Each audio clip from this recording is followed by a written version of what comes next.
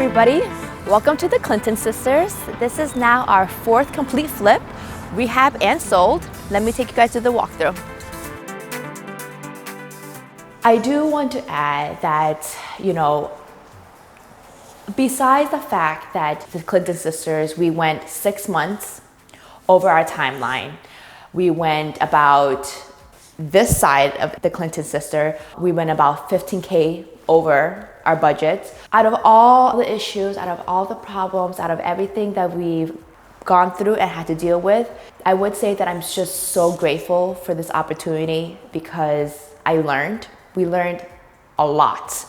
We became more resilient. We became better investors. We became better humans. And I do believe that everything that's happening to us is meant to happen to us, and that even the bad things. We now, standing at the finish line, look back, and I'm so grateful for the bad times. And I'm so grateful for all the lessons and all the sleepless nights and all the stress that we've had to go through, because now we're at the finish line and it feels better. It feels so much. I feel proud of ourselves. I feel grateful. I feel like safe. I feel that the universe is protecting me no matter what. And that is a feeling that I actually never felt before. Throughout this entrepreneurship journey, I have learned that I do a lot of, studies and podcasts and listenings to different things. And I hear people say, okay, well, the universe is always working for you and nothing is a coincidence and everything that comes into your way is for you, right? But it's a different feeling from hearing it than actually feeling safe, than feeling that the universe has your back, than feeling that everything that you do is for the better for you, for the better for your future, for the better of your life, right? It's a different feeling when you feel safe in the world, right? And that was a huge lesson for me. And, and the Clinton Sisters brought that to me. The Clinton Sisters brought all this, lessons and all this journey and all this improving in myself. And if I didn't have the Clinton Sisters, then I wouldn't be the person I am today. So, I did just mention before that we were out of timeline and we were out of our way over our budget, way over the time, so we had to then tell our investors that we ran out of time and that we need more time, right? Because our investors trust us with their money and their savings, right? That's something I value a lot and I do not take for granted. When we first started the project, I had estimated this project to be a 6-month project. I mean, it was walls going up, it was electric, it was plumbing, right? I mean, that's construction. Construction can go as fast as you want or as slow as you want, right? And now we are in October, and when this project finally closes and sold to the new owners, it's going to be exactly 1 year. So we bought it in November and we're selling in November. That goes into our budget. Holding on to a project for additional 6 months is about 4,000 times 6, right? That was our interest that we were paying every month on this project, and that came out of our own money, right? We did not ask our investors to come out and help us or anything like that. Then we also went over 15,000 over our budget because of unforeseen things, right? Such as roof and siding, and that is part of rehab. That is part of construction. You will never be able to stay on budget. You have a good guesstimate and you try to stay on that budget, but it doesn't always work out.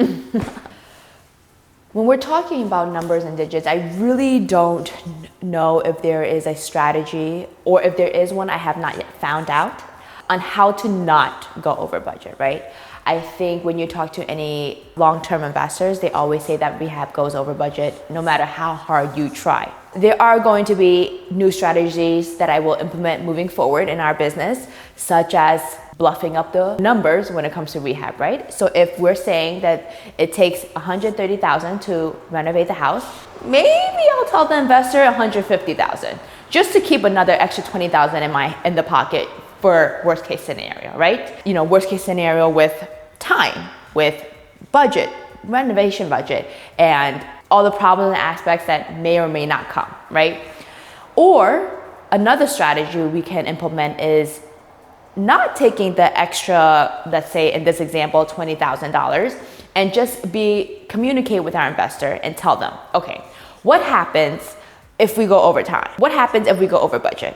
What happens if X, Y, and Z?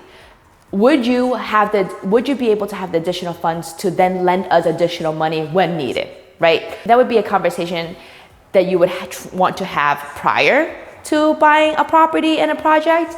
You know, I'm going to be really honest with you. Starting off, I was just even grateful for the investors who believed in me to put their money and trust in me. That I kind of took it upon myself to take care of all the problems myself financially or struggles, right? And not ask for any help. But I did see what that did to us financially in our personal life. And now moving forward, I am going to be a little bit more open and a little bit more communicative with my investors and tell them, you know, and show them what happened and why, and if they wanted receipts and everything, right? Because this is part of the game, right? If an investor is depending on you to make that money, so their money is making money for themselves, right? Without them working. And this is the cost, you know, of investing in real estate. I would be a little bit more open and a little bit more communicative to our investors about the may or may not of what a project may happen, right? We may go over time. We may go over time. We may go over a budget, depending on the things that we find once we actually start breaking down walls, right? And be open with them that there is a good chance that I may have to come back and borrow more money. Moving forward, I probably will not want to have that burden on me, because that is coming out of my personal life and my personal finance. And, you know, that was definitely a stressful point in our project where we had to come out with the money all ourselves. So, you know, there are definitely different ways to look for different money. And that is definitely something that I plan on implementing moving forward.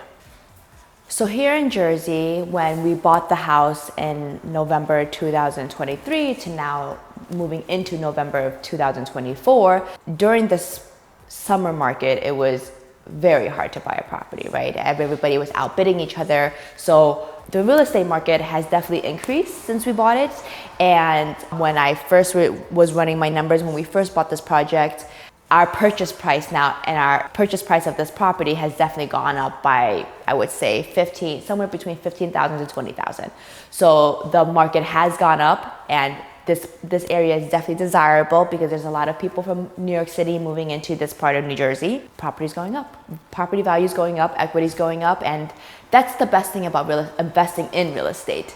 Yes, there's market downs and market ups, right? But for the most part, if you're sitting on something within enough time, property value always goes up and you always can pull out your equity.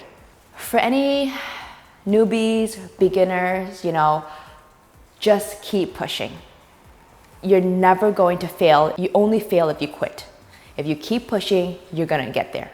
Do it for yourself, do it for your family, do it for your loved ones. I'm not gonna lie to you and tell you that it's not hard work. It's a lot of hard work. It's a lot of stress.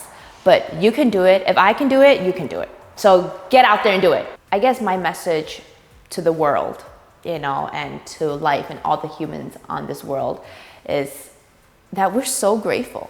If you're healthy and you're able to get up and eat and breathe and walk, I mean, we're so blessed. And this universe is full of abundance. You just have to work on yourself to attract all the good things that you want in your life. It doesn't have to be real estate. It doesn't have to be investing. It doesn't have to be anything, but know what it is that you want and work for it, because this universe only listens to what you want. If you keep telling yourself all these negative thoughts and all these bad things, that's what you're gonna attract. I'm just at this point in my life and the journey that I am on, I'm just grateful for every single day that I get to get up and be healthy. So be kind to yourself. Be kind to everybody. Be kind to the universe. And don't be so hard on yourself. If you want to continue following me on this journey of life and freedom, follow for more, subscribe, and hit that notification button.